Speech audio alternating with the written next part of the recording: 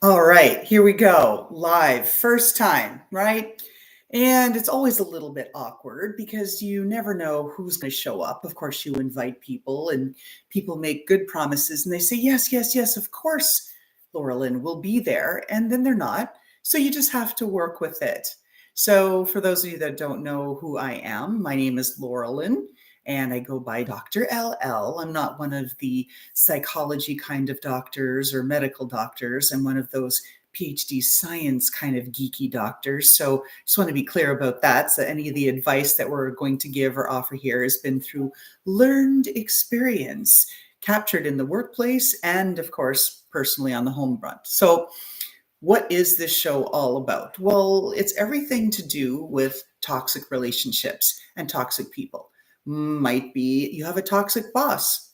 Maybe you have a toxic intimate partner, or maybe a toxic coworker, or just in general, the workplace that you're in is toxic. And we hear this word all the time. Everybody's throwing it out, right? Oh, that's toxic. That's toxic. Well, what does it really mean? Not an attorney, just explain that to you, who I am and what I do.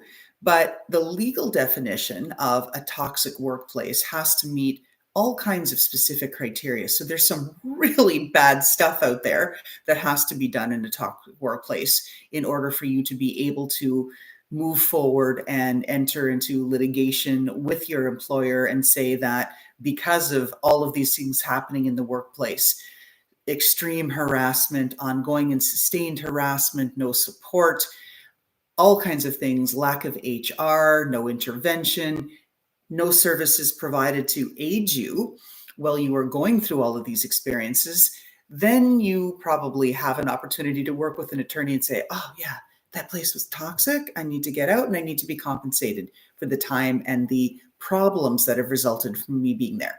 But we're not getting into that right now.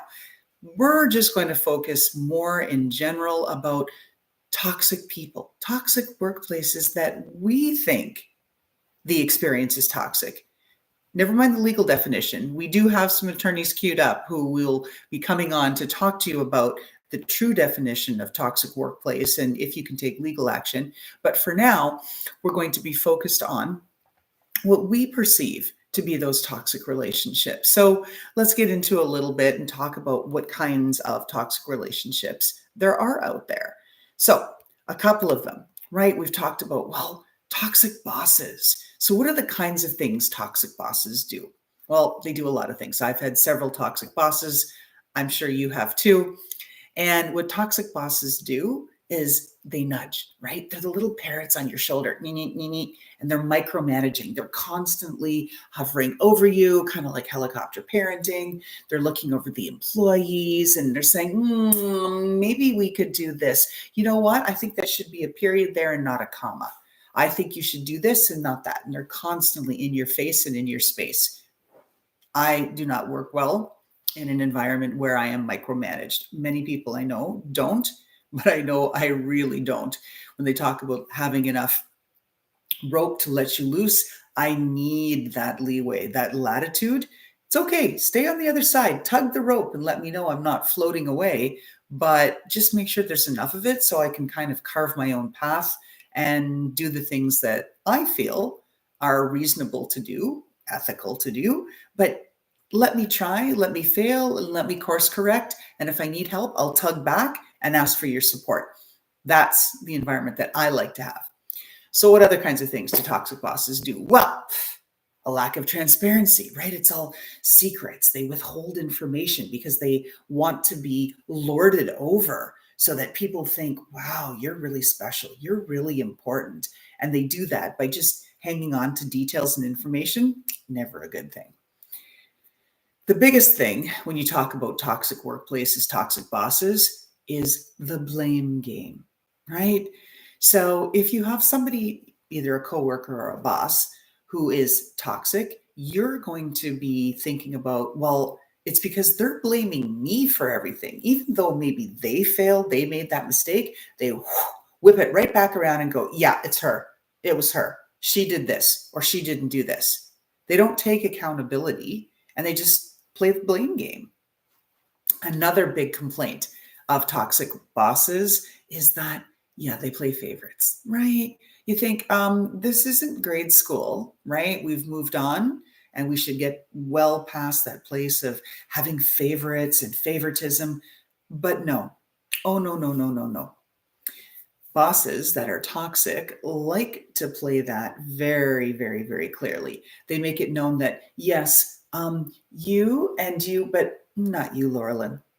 And that gets very difficult to navigate because it's so open, right? They're saying right there in front of you and in front of everybody else, yeah, you're not the chosen one. Go away, go disappear, go get us coffees or something, right?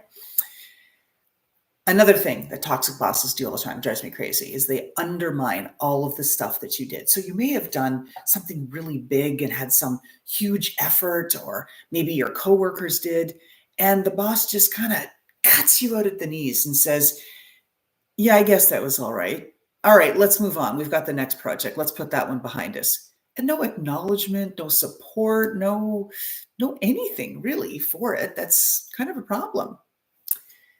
The big differentiator when you say, oh, okay, who's a toxic boss and who's not, one of the biggest ways to be able to tell is their level of empathy. Toxic bosses have no empathy. They don't think about how others react. They only think about themselves and how they are going to be perceived, right? Not in a negative way, but they want to be perceived as the stars, right? The people that are up on the pedestal. They think that whatever I'm doing, this is going to beholden me to people. People are going to just love what I do, lick my heels, worship the ground I walk on, and all that good stuff. But that's not the case. When you lack empathy, you are forgetting about all of the people and how they're feeling, how they're reacting. You overlook that. You don't care. You don't think about how other people feel. That's definitely toxicity 101 for sure, all the way.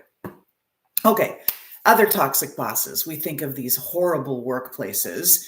Thankfully, here in the United States, where we're dialing in live from, there's lots of labor laws to protect you. So you're not out there as a child being subjected to really harsh labor conditions and environments.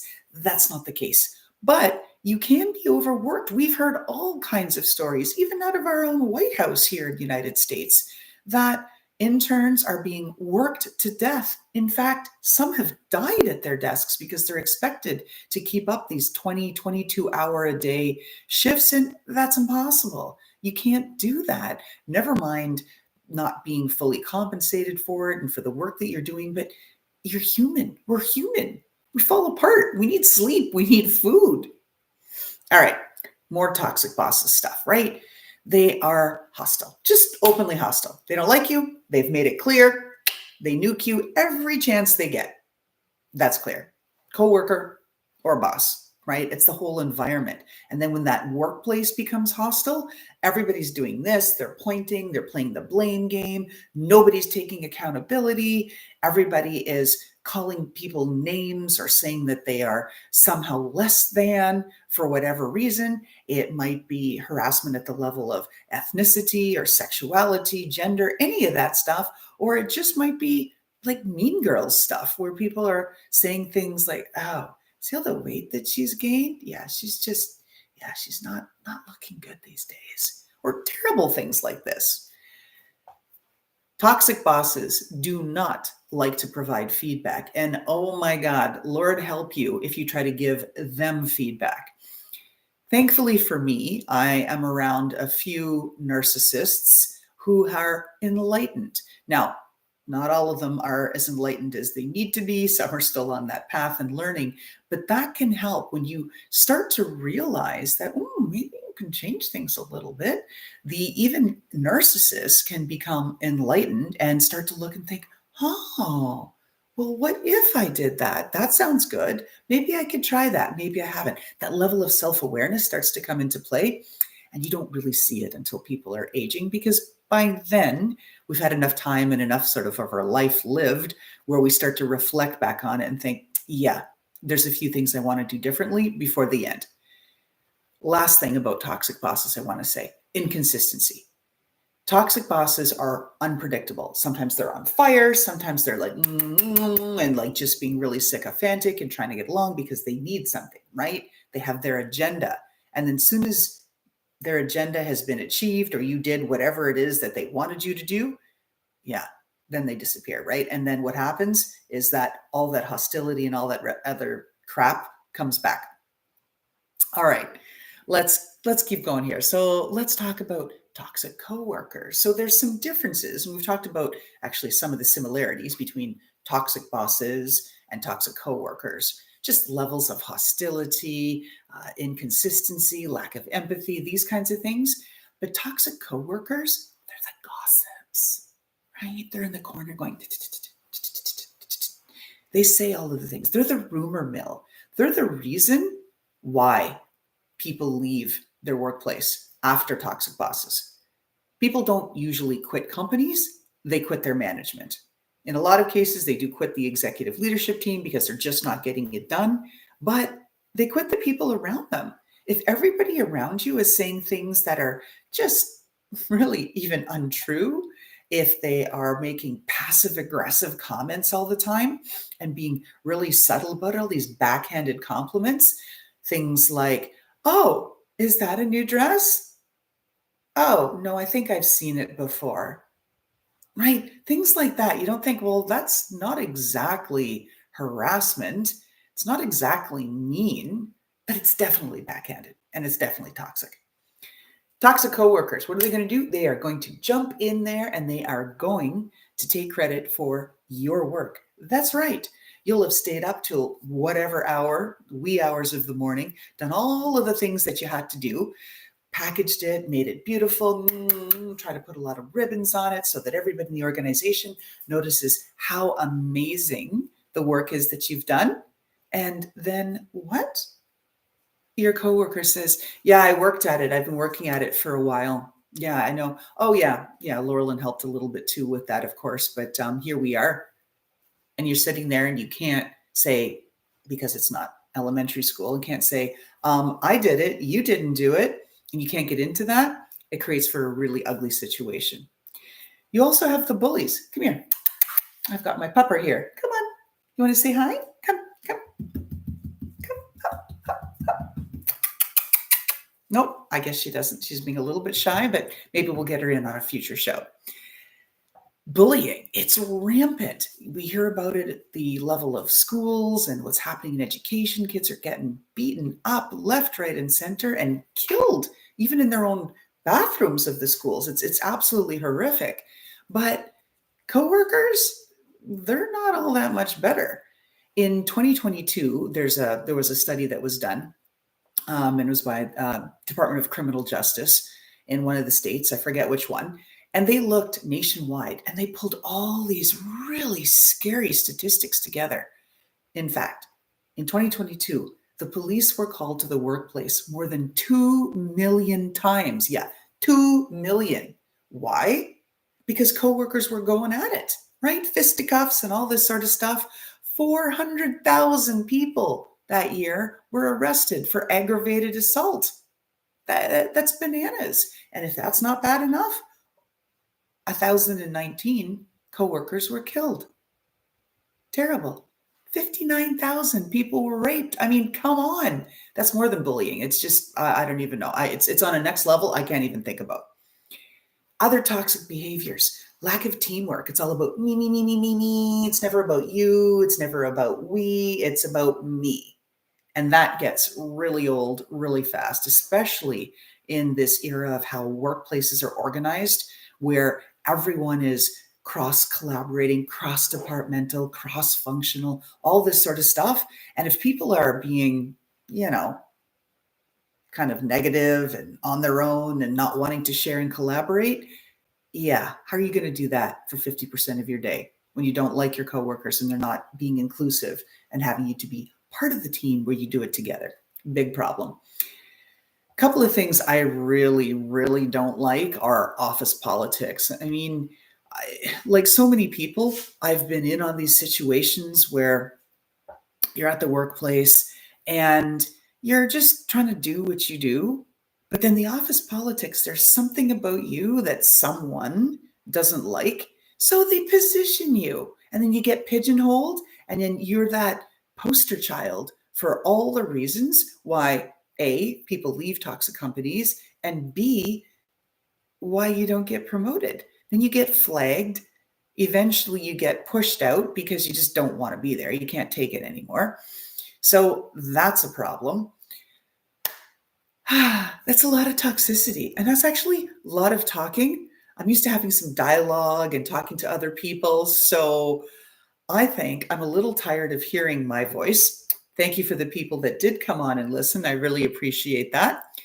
Here's what I'm going to ask or invite anyone out there. If you've had a toxic experience, toxic intimate relationship, toxic friend, toxic boss, toxic coworker, toxic environment, toxic workplace, whatever it is that you want to share, contact me. You can reach us right here on the YouTube channel. Let's set up a time where we can go live together, talk about your experience, and then over time, through more episodes, we're going to be bringing in different experts to talk about legal ramifications of toxic workplaces, talk to coaches who deal with how to navigate conflict in the workplace, and all kinds of relationship experts who can talk to us to help us work together, support each other, and figure out how do we overcome all this negative stuff out there? Because, yeah, that's toxic. Everything's toxic. I like to be around greater positivity, things like my little happy puppy who is being a little camera shy, things that make me happy. And that's what we want to do with this show. Be informative, offer you tips, and be here as a community to support each other, find out what kinds of things we're experiencing that are toxic, and figure out how to overcome them, and then have a little fun once in a while. So stay tuned. We'll be back next Tuesday and every Tuesday. Thanks for watching.